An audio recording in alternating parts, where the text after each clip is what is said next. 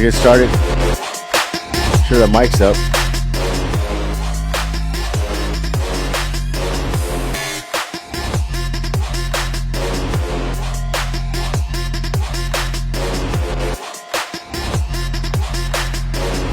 Get some drink.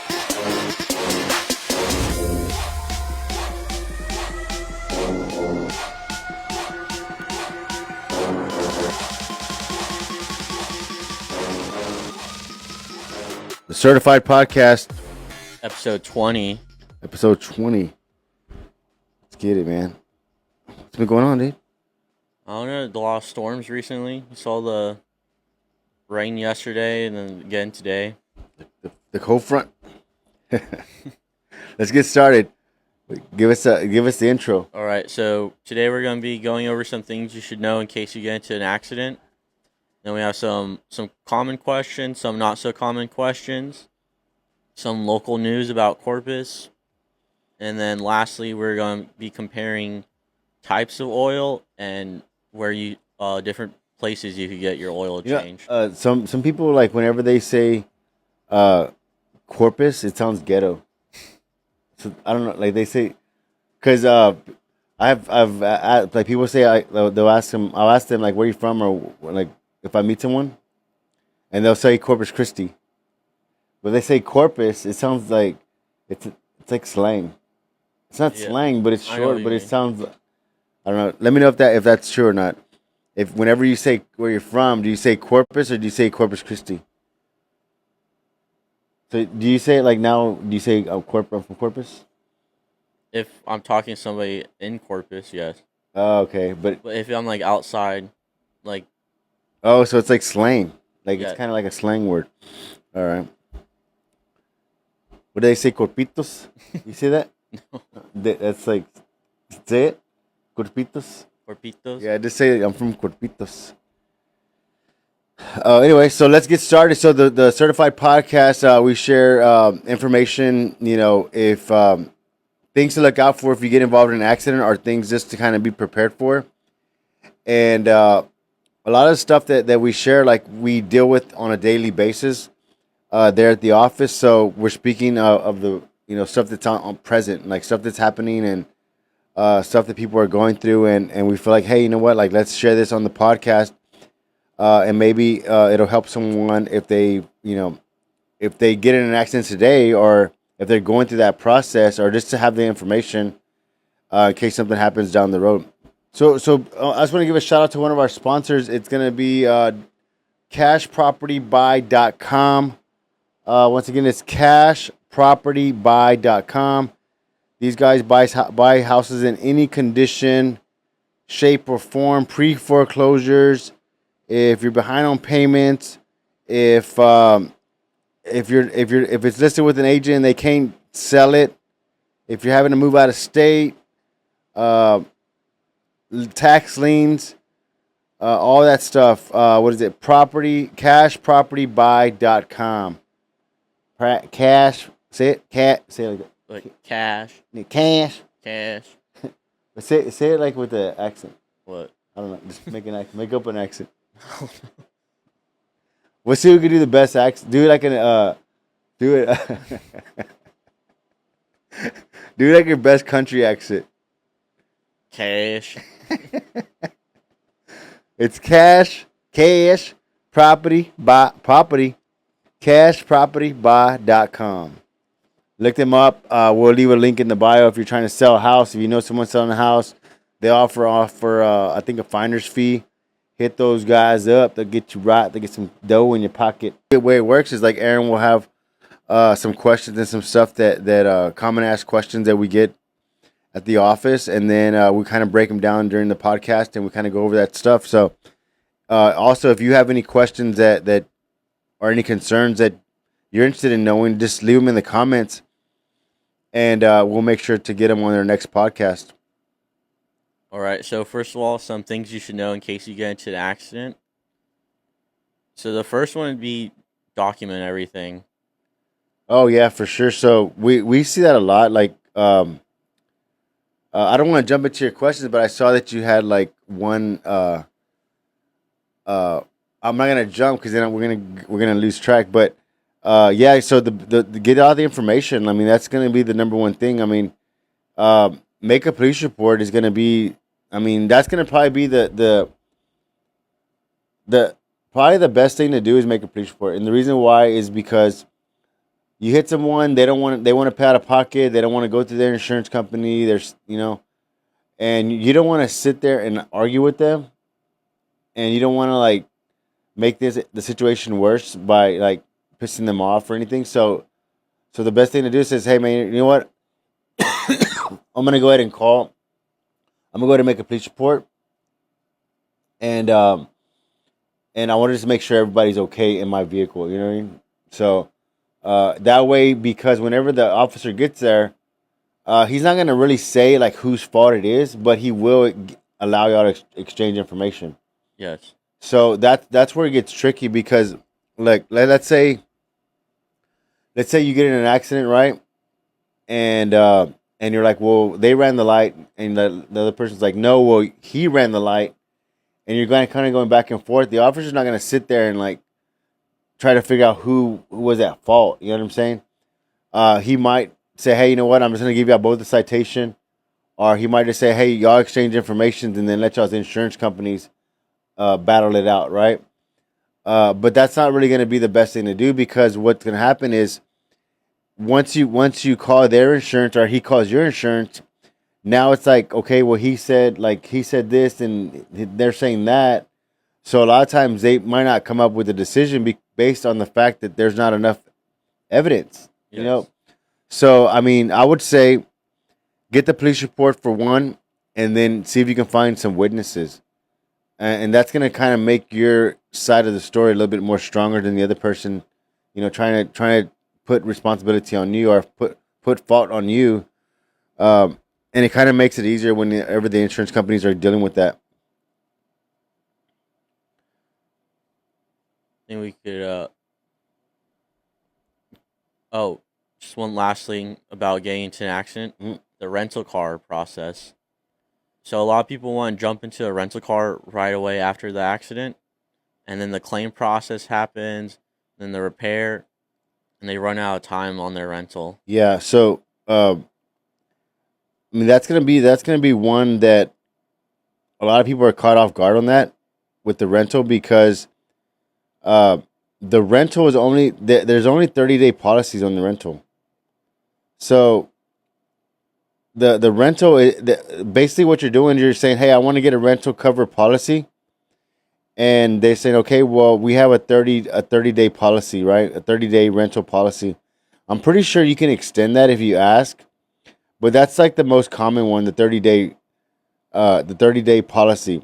And what tends to happen is, depending on how bad the accident is, let's say, for example, you get in a wreck on Monday, and and the insurance company is like, you don't have a vehicle, it's not drivable. If it's not drivable, so hold on. So if you get a rental like right after you get in a wreck, a lot of times what happens is the vehicle's not drivable. It's not drivable, or it's in the impounder. It's somewhere where it's not drivable, and so that's gonna be a bad sign because that means that, okay, your vehicle's at the record yard or wherever it's at. You have now you have to wait a couple of days for the insurance to go out there. So in order to ship those parts, they have to ship them on a freight truck.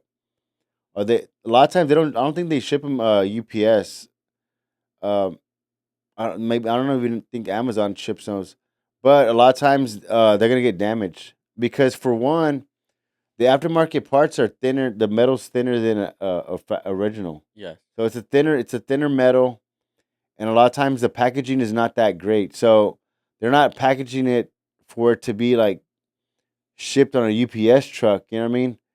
And so a lot of times they do get damaged. And the thing with that is, like, if you buy, let's say you buy a hood or a fender from Washington online, and it comes in a freight truck. They're gonna charge you 150 for that truck, and if those parts are damaged, it's gonna be very hard to return them.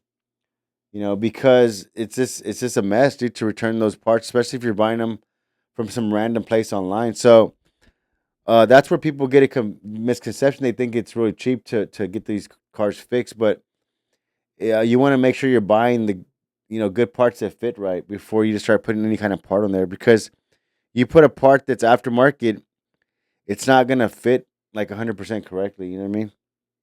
So that's just probably one of them right there. So next up, we've been seeing this a lot recently too. Is there a difference on the customer if they go to one their insurance's preferred shops versus a independent shop? I mean, the difference might be like depending on the like if you're like just saying, hey, you know what, like I don't care how the car looks, or I mean, their thing is about like just they have an agreement with the insurance company, so like they have a contract with them, right? And the contract basically states like, hey, we're gonna send y'all so much work, but in return we want a discount on parts and we want a discount on labor, right? So I mean, there's some kind of trade out there that they're doing on the back end, and so it doesn't really benefit the customer. If you're saying, hey, you know what, I want to take it somewhere where I can actually talk to them and tell them exactly what's going on with the vehicle, and I want them to communicate with me. I want them to make sure they check everything on there. If something's not right, I want them to make sure they address it. Even if the insurance doesn't want to pay for it, I want them to still kind of go after the insurance and says, hey, you know what, like this is part of the damage.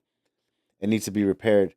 That's those shops are probably not going to be the ones to do that, Hmm. because they're just like, okay, well, we got to get it in and get it out, and the insurance company basically what it does is the insurance company tracks their cycle time. So like if the insurance company tells them, hey, we're going to send you off 5 cars this week, and we need them out, in 2 weeks. If they don't meet those deadlines, the insurance will not send them any work. So a lot of times they don't have time to really build relationship with customers. They don't have time to go back and forth with insurance companies for additional damage. So they're just trying to get it in and out pretty quick. So that's just one thing you got to look out for in that. And you can already tell, like, if the insurance company has sent you somewhere and you call over there, you're gonna notice like it's not really customer service driven. You know what I mean? Yes. Like if you call over there and says, hey, I need to get an estimate, they're like, oh, we can't do it. Or do you fix this? No, we don't do it. Like they're just gonna like shut you down because they already kind of have their flow coming in from certain insurance companies. So it's not really driven on customer service. So if you're looking for customer service, that's probably not gonna be the place to get it. So do customers have to pay for an estimate when they come into our shop? No, so usually if you have a claim, you shouldn't have to get an estimate. So that's another, I guess I can say, misconception about insurance claims is like, if the insurance companies ask you to get an insurance estimate, uh you don't really need to get an estimate because they're always going to do their assessment on it. So in that case, if the insurance company says, hey, go out and get 3 estimates or go get an estimate, you should already decide to be working with the shop already and saying, hey, I have a claim. Can y'all deal with the insurance company to get them the information they need so we can get the process going? Because this is kind of the steps the way it happens, right? So let's just say you get in an accident and then you contact the insurance company. They're gonna ask you to probably download the app, or they're gonna ask you to send photos in. They're gonna say, hey, well, we're gonna send you a link. Open the link and attach the photos to it, right? Usually they do it one way or the other. Um, okay. They might even say go out and get estimates and then let us know, send us those estimates, right? But what they're doing is they get the photos from you, and then they have a guy it's a desk. It's called a desk assignment, and basically what he does is like he'll pull up the pictures and he'll do a preliminary estimate based off the photos. So like it's always gonna be like let's just say, for example, I mean, let's do it the other way around, right? Let's just say, for example, you're the insurance company, right? Yes. And people are calling you and says, "Hey, I got in a wreck. I need to get my car fixed." And you're saying, "Okay, send me the photos and send me an estimate." Okay, so if you're getting three estimates and one of them is 1,500, one of them's 2,000, one of them's 2,500, right? How are you gonna know which one to decide to that's right? You know what I'm saying? So you're probably gonna want to go with the lowest one. Yes. Okay, and then you go with the lowest one, and they're gonna say, "Well, why are you going with the lowest one? That place, I don't want to take you to that place because it's the lowest." And so now you're arguing with the customer because you went with the lowest estimate, right?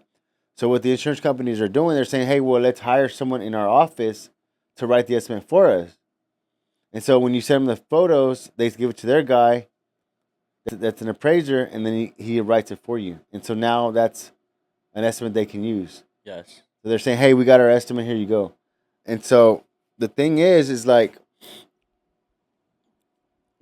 most of the times those estimates are not accurate estimates. Because they're just through pictures. They're called preliminary estimates. And so basically what they're saying is you can't hold them liable for that estimate because it's not an actual estimate. It's a preliminary estimate. It's like it's uh like let's just say you're gonna get new tires for your car, right? And you call the tire shop and you're saying, "Hey, I need to get tires for my SUV." Okay, what size is it? Okay, what's the 245, 18 or whatever, right? They can say, okay, those are usually run about $1,500, right? And then you go over there and then you're like, hey, I want to get tires and everything. Okay, mount, balance, everything. It comes out to 2,100. Well, you said it was 1,500. No, that was like an estimate. That was just to kind of get you started. You know what I'm Yes. saying? So that's kind of that's the way it works. So earlier you're talking about liability and how that could delay the claim process. Is there anything else that could delay the claims and repair process? Probably right now, if like I know we have a couple of vehicles that have suspension damage, and so the suspension damage now is kind of it's different. It's more complicated now than it was back then because, for example, back then, let's say it's a front end suspension, right? So you used to have just the right and left wheels. You had the control arms, and you had like maybe the steering link, right? And then they came out with the rack and pinion. The rack and pinion is basically what it is. It's like the power steering. So, uh, back in remember when they had power steering and there was like a pump on the frame? Yes. That was the power steering pump, right? So they got rid of that and it's called a rack and pinion. So, can you bring it up or a picture of it? Sure. See if it's not too difficult. Might be slow.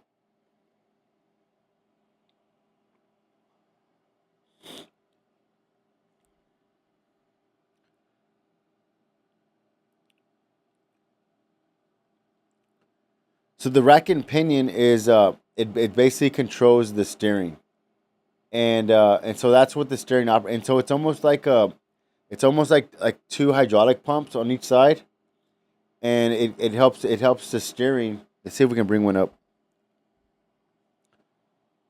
It helps the vehicle steer and so yeah, that's it right there.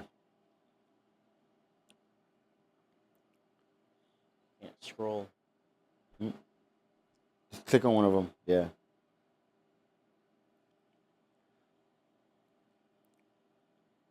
So that's what the rack and pinion looks like. Can you make that one bigger right there? Trying to. No, it's not any better.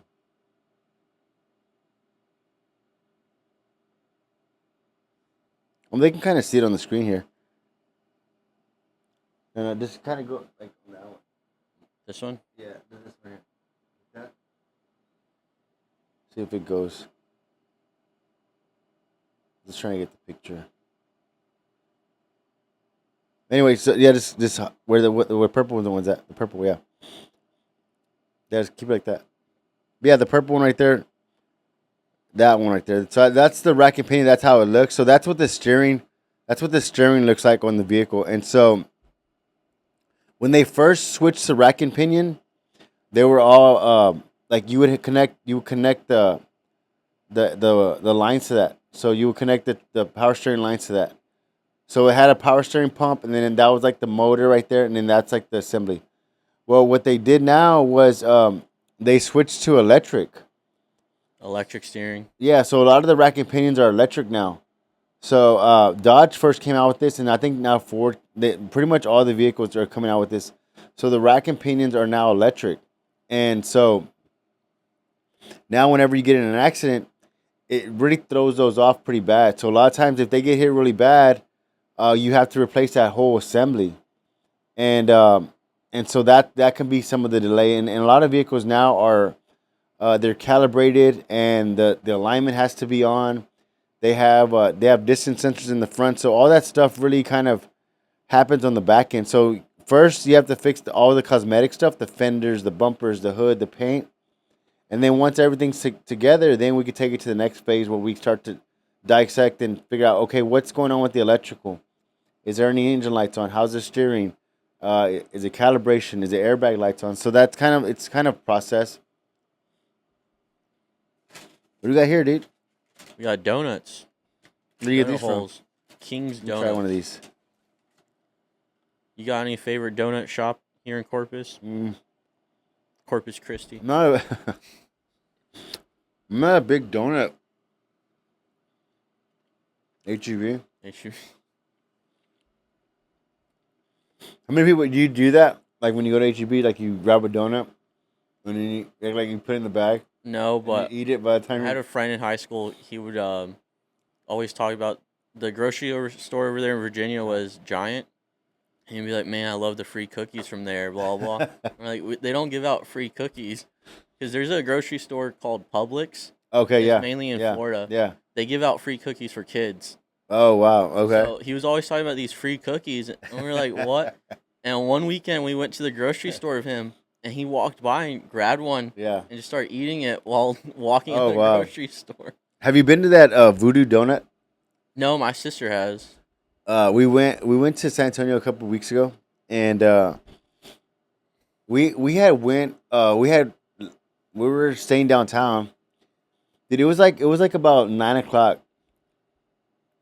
and the line was like around the corner for that donut place, and I was like, what the heck? Like, it's dumb, right?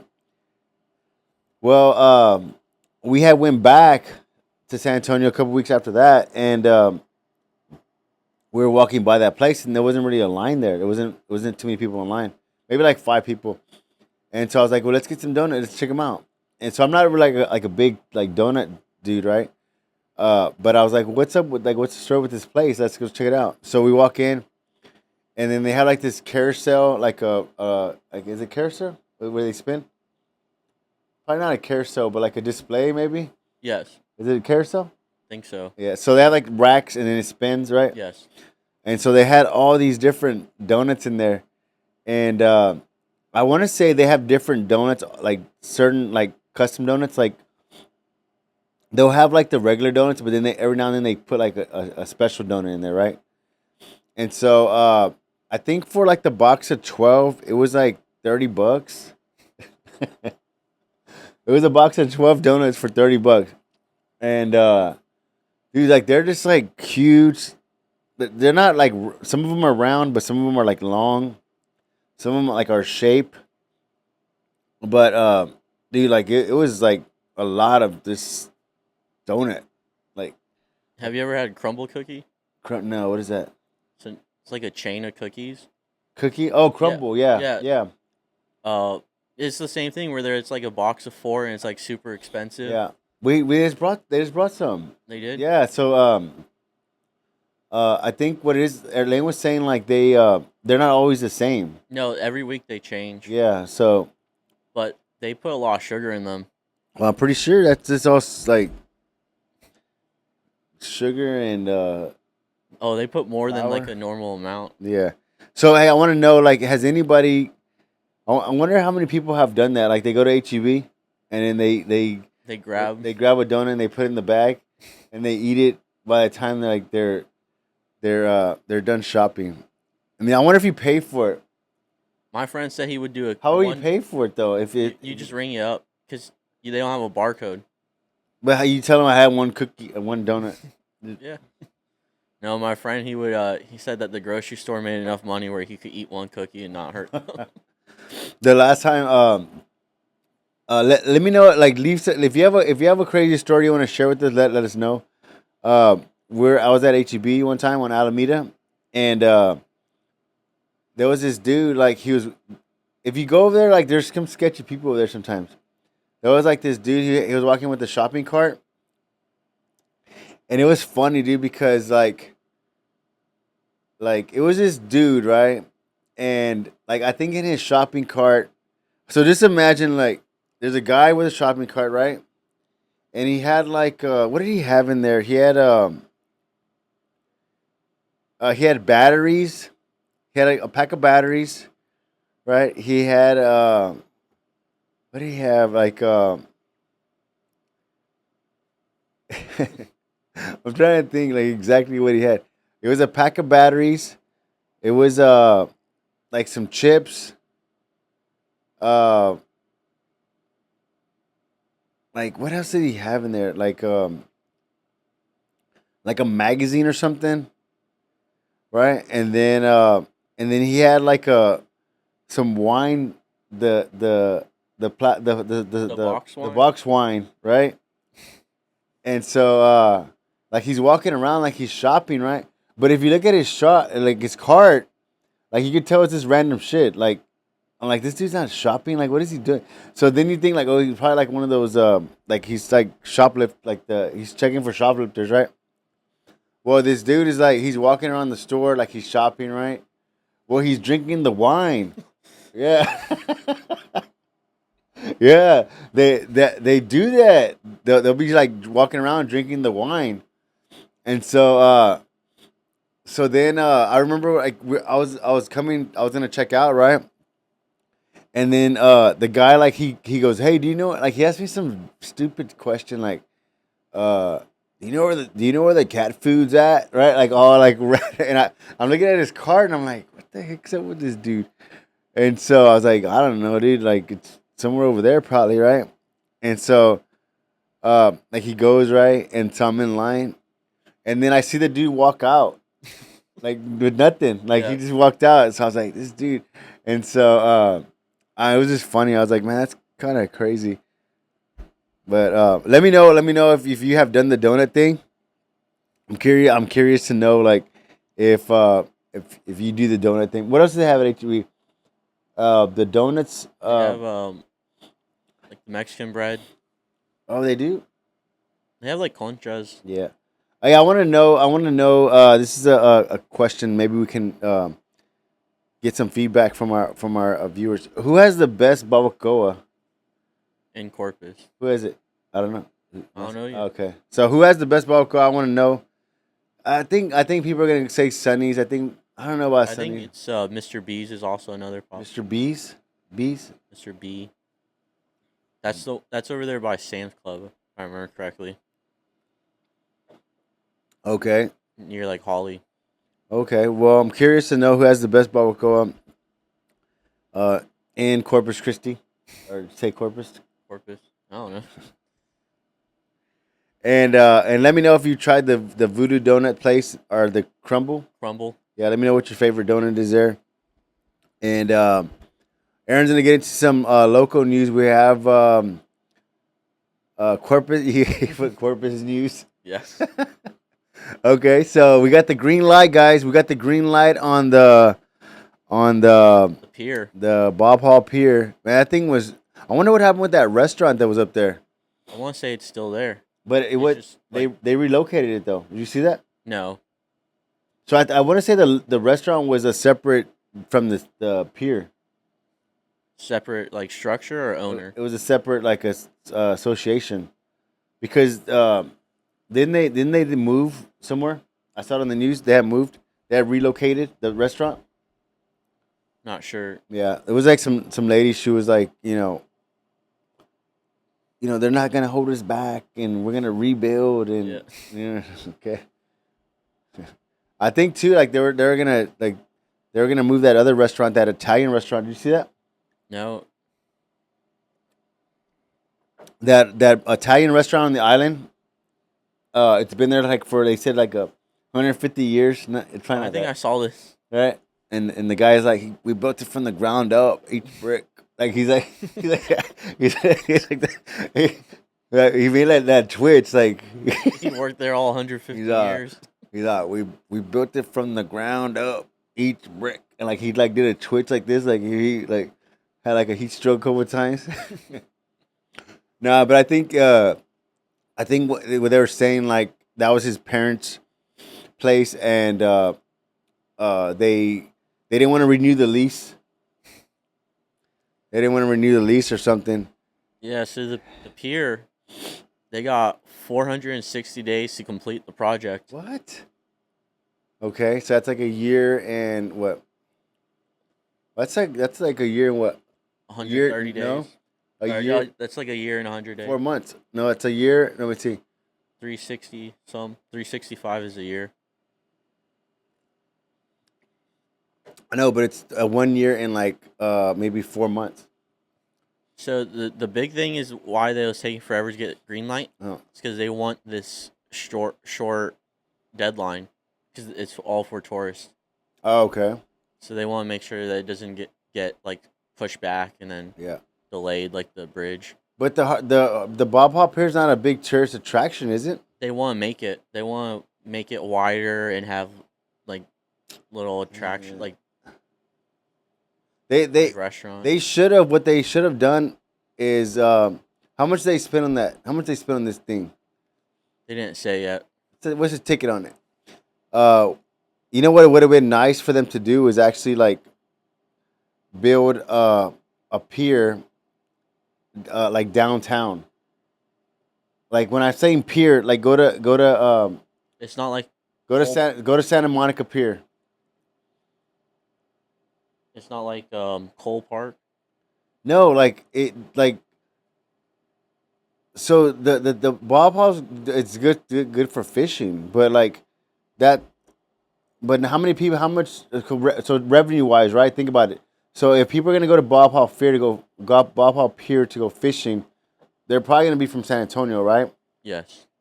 So if they're gonna go to Bob Hall Pier for fishing, they're probably not gonna spend any money downtown on the go to Santa Monica Pier. It's not letting me interact. But I know what you mean where it's like shops and restaurants. Well, the Santa Monica Pier, it's like it's probably like it almost looks the size of SPID, like the size, Yes. and then it probably goes maybe like I guess maybe a mile, I guess, or half a mile. And so on the pier, they have rides, they have restaurants, uh, they have a bunch of different like vendors, and so it's just an attraction. Like it just brings people. You know, there's music out there, so it's like a place for people to hang out. And just imagine how that would look like a pier, like that kind of setting. You know, downtown where you have. So now, like, think about this. So you have the pier there. You have you know a theme park, or you have a concert going on. You have there's a bunch of parking out there. You have like it's just man, it would have been They did actually propose something like that. You know those little islands right by downtown? the T heads. Yes. Yeah, They proposed to make more and make them bigger and connect them. yeah. That way it's like that, but it's not a pier, it's a little island. Your computer fills up or what? Yeah, it didn't I let want- me look I at want to it. show you the Santa Monica Pier. Let me see if I can send it to you. If anybody played GTA 5, they know it.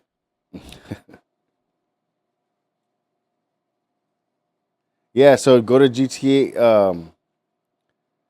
What is it? Man, we gotta hurry up, dude. We're cutting short on time. Yeah, let's just jump into this other portion. Go for it. We're going to be talking about different types of oil and where to get your oil changed at. First one is conventional oil. It's mainly for older vehicles or cars of low mileage. Mhm. It breaks down faster in high heat and heavy load situations. but it provides decent protection in regular conditions. Okay. So it's just basic oil. And then there's synthetic, which is chemically engineered. Oh, but it says synthetic blend. So there's full synthetic, and then there's a synthetic Yes. blend. So the synthetic, uh, the blend is gonna be conventional and synthetic mixed. Yes, and synthetic is best for modern engines, high performance. Yeah. The conditions don't really matter. It has a longer lifespan. It's better for fuel efficiency. Then the blend offers better performance than conventional oil, Uh, especially with temperatures and breaking down. Doesn't break down as easily. the synthetic. The blend, Oh, okay. Okay. but you're basically saving on cost. That's like it's a little cheaper. And then there's also high mileage oil. Helps to reduce burn off. It's mainly for engines with a lot of miles on them. Okay. So high mileage. So go down a little bit. So let's kind of go over it really quick. Go down. So we have the go down. We have the conventional oil, and that's gonna be this. That's kind of like for older vehicles and just kind of vehicles with lower miles. Am I correct? Yes. Okay, so that's gonna probably so more than likely your vehicle is gonna come with conventional oil if you buy a brand new vehicle. Okay, keep going, and then you have the synthetic oil. Synthetic oil is gonna be it's like it's it's not really natural oil. It's Yes. like modified or it's a produced. Yes. It's a Produced yeah. chemically. Yeah. Well, it's synthetic. So synthetic is like made. Yes. Okay. And and so the synthetic oil is gonna be probably like for performance vehicles or for extreme conditions. So like uh it's kind of like with the Freon, like antifreeze. Yes. So you don't want to put like regular water in there because it's gonna corrode the engine. So that's why you have coolant because it's like the synthetic, made where it has like different oils and stuff mixed in it, so it doesn't corrode the engine. So then we have a synthetic blend where it's a combination of um, conventional oil and synthetic oil. It's a blend, and that's probably gonna be a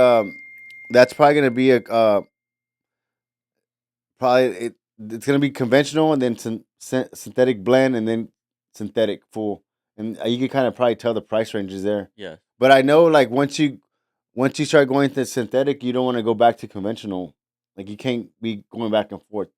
You have to decide one and you have to stay with it.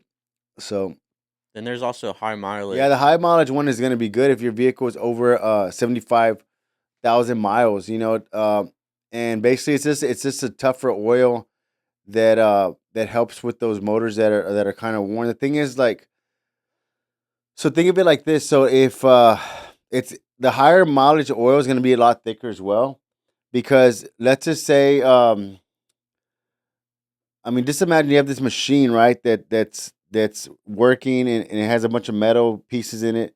So eventually, what's going to happen is it's going to kind of wear down some Yes. some spots. They're going to wear, and so if you get an oil that's too thin or too light, it's going to start to make everything slip. So you want to kind of, if you have high mileage, you don't want to just go and get this, you know, crazy synthetic. You know what? On the next video, we'll do the numbers. What the numbers mean. Okay. Okay. And then, Different places to get your oil changed. yeah, we'll go over that next time. So next week we'll talk about different places to get your oil change. We'll talk about the numbers on the oil, and then we'll get into some transmission oil stuff, and we'll share with you next week, next Tuesday. And please give us a like. Make sure that if you found this video has some value, please subscribe. We're also on Spotify, YouTube. We have some stuff on Instagram. Uh, are we on MySpace? No. Okay. Hey guys, till next time. Later.